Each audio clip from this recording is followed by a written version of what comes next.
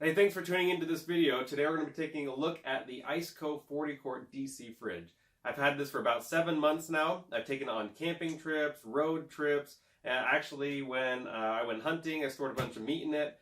This thing has been phenomenal, and I just wanted to share with you how well it's worked for me. This is not a sponsored video. I've paid for this out of my own pocket, and I absolutely love it. And so we're going to do some tests to see how long it lasts on something simple like a Jackery 500 or other solar generators, and try to figure out how much power this really uses over a long period of time. So stick around for this video on the ICECO 40-quart DC fridge.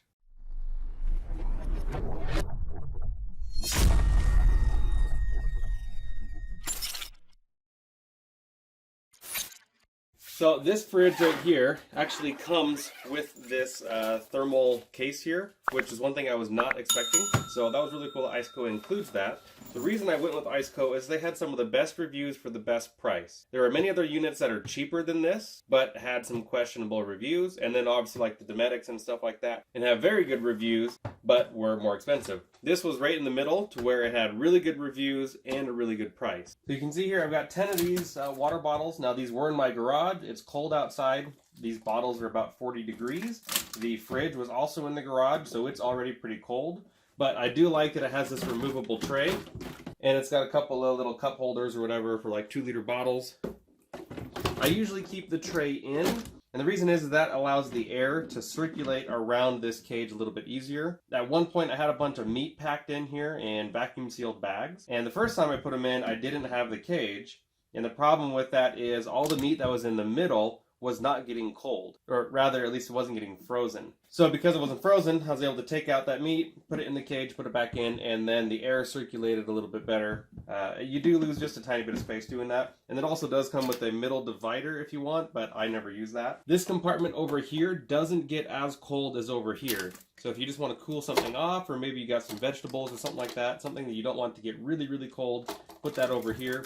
It is not going to fit something like this 16.9 fluid ounce bottle without crushing it. Keep that in mind. It's not super tall, but it's definitely tall enough for like some soda cans or something like that.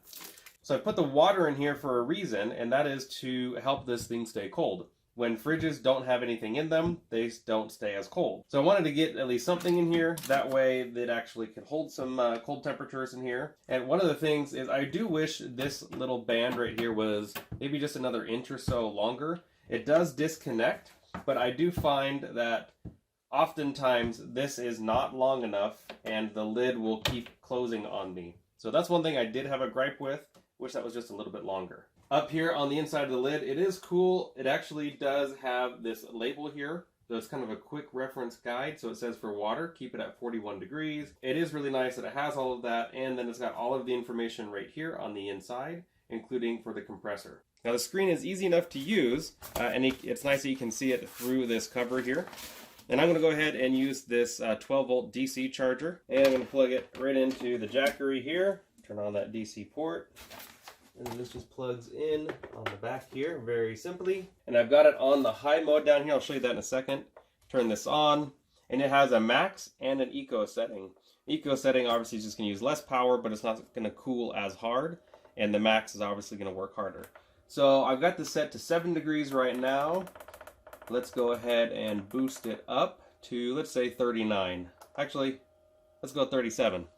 So this probably isn't going to work too hard right now because it already said it was below 37 degrees. So we just heard the compressor turn off right there. I'm going to go ahead and unplug the Jackery here so we can kind of track how much power it uses. And for now, I'm going to leave it on max mode. Now keep in mind that the fridge was already in the garage and cold as well as the water. Now it's normal to put cold food in, but usually in a warm cooler. The other connectors are just this AC connector here, which works really well. And then as well, you've got this just DC extension cable, which is really nice. So if I needed to have the fridge further away from a solar generator or a car outlet or something like that, this gives me some extra length. Now, the biggest gripe that I've had with this fridge is actually this supplied DC charger. The reason is just in the few seconds it took me to reset the camera here. This actually, the springs on it are so tight or something that it actually ended up pushing it out of connection of this DC port. I run into this issue multiple times, especially when it's like in the back of my truck and I'm on a road trip. We took a road trip last year down to Texas, and so we had this in the back of the truck for like 36 hours was the total length of the trip, and every time we stopped I had to make sure that this was still plugged in. Now the DC charging is going to be much more efficient than the AC charging. However, I have not had the issue of this coming out of these ports when using the AC charger. So that's one of the bigger reasons I usually use the AC charger, but anytime I can, I'll use the DC charger. So right now it's not even turned on. I'm going to shove that back in.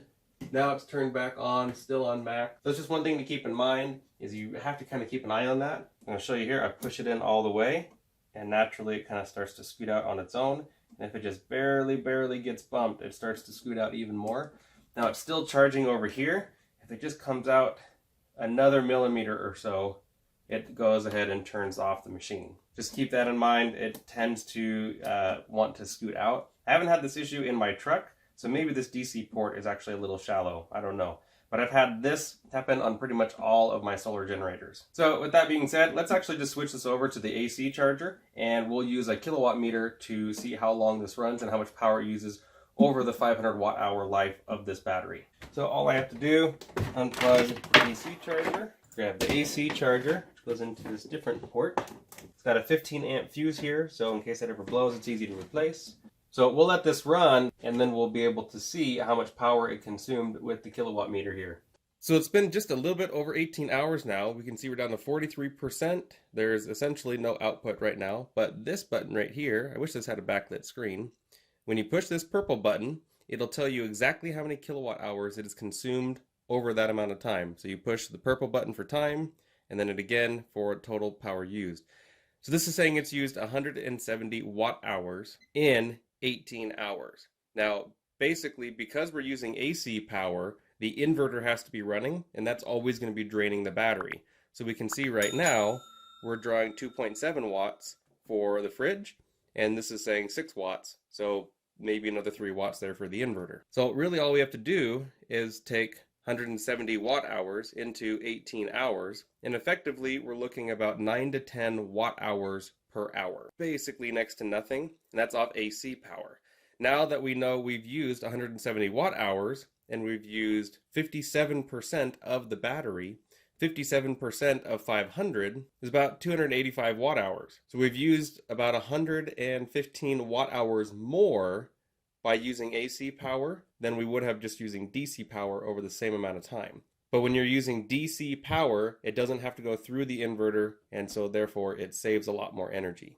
So the water is still plenty cold. You can see very quickly it starts getting the condensation on it, so it's definitely very cold here. So this has done really well. Oftentimes I'll see ice building up on this inner wall here, and that's pretty common because technically it's just running the freezer until it reaches the temperature and then it turns off. On a total side note here, here's one thing I'm noticing that's really interesting about these DC ports. I showed you earlier, when I push into here, that's as deep as this will go, and then it naturally kind of springs out, and then it takes very little effort, and then it's not making contact all the way in anymore. So this is your positive post, these are your negative posts essentially. So that's the Jackery 500. Now here's the Jackery 1000. It's a little bit tighter, but essentially the same. That definitely falls out really easy. I can feel it doesn't have any contact anymore. And now here's a Titan, which is the king of all solar generators. And look, the metal clasps aren't coming out at all. So there definitely seems to be a difference in depth between the different ports here, because as I'm jiggling this, it's still got contact. You can still feel it in there. To prove that, go ahead and plug this in, and it'll power up the fridge. So you can see here, I'm jiggling this, and see here, this is still turned on. So maybe it's more of, with this plug, maybe the spring is too tight in this. I mean, it does feel like a really strong spring. Maybe they just need to weaken the spring inside here, because it does tend to want to push out from that DC port. So to continue with this test a little bit, we're going to keep the AC power off. We know we're at 43%, and we're going to leave the DC running. We'll let it go for another 12 hours or so, and we'll see what percentage we're at after 12 hours. And that way we can figure out exactly how much power this is used in that time. But this is performing extremely well. It's using such little power. It's amazing. So the compressor is running right now. I'm going to let you listen. It's very, very quiet. You can sleep next to that and not know it's running. And here on the screen it says it's only using 46 watts. Now we'll see how much this is actually using off DC power, which should be less than the AC output. So this has been running for 16 hours now, from 43% down to 11%. So this is used exactly 160 watt hours, which means it's used exactly 10 watt hours per hour. Now that is pretty dang incredible that this would use 10 watt hours. An average refrigerator will use about 80 watt hours. Now it's not surprising because those are much bigger. So this is extremely energy efficient. So realistically, it's really easy to run this for 30 or more hours, even off of a small solar generator like this. Well, it has officially been 23 hours since I switched this to DC power. In that time, it used 32% of the battery. It definitely used less power than using the AC power, which is awesome. Basically, in 24 hours, it used 165 watts. We're looking, or rather 33%, then we're talking about 3 days of runtime off something like this. This was not being opened, it was not being used like it normally would, like on a camping trip or something like that, or in the bed of a truck in the middle of summer. It was in a controlled environment at 72 degrees the whole time, not being open and stuff like that. But still, that is quite amazing that it can run that efficiently. I have no idea why RVs and houses and stuff like that don't use 12 volt fridges. It would save a tremendous amount of power. It's crazy.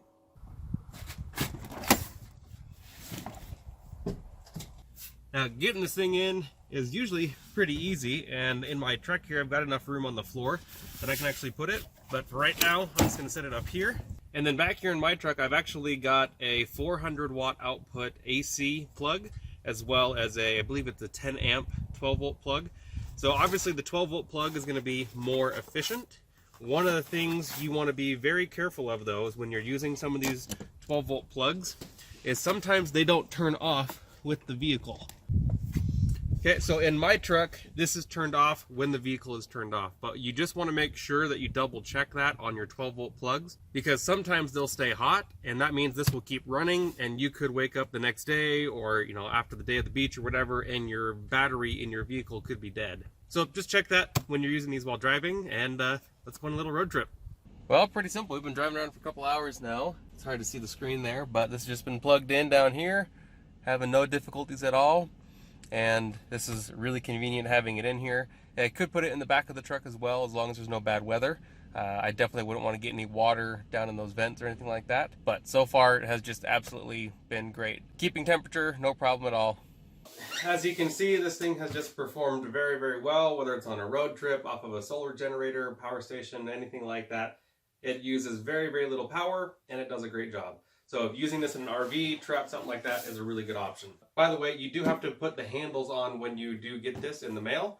Now, I paid for this with my own money. I did not get this as a sponsorship or anything like that. So I hope you found it helpful. If you did, don't forget to click the like button down below, as well as the subscribe button. Click the bell, that way you get notified of when I put out more content like this. It's something like 80% of my viewership isn't actually my subscribers. Obviously, you're finding this information useful, so go ahead and click that button, and you're not going to regret it. I really appreciate you guys tuning in. I have lots and lots of more content coming out, as well as many other videos that I think you'll find very helpful for the emergency preparedness world. So thank you so much for checking in and staying with me to the end of this video, and we'll see you guys next time.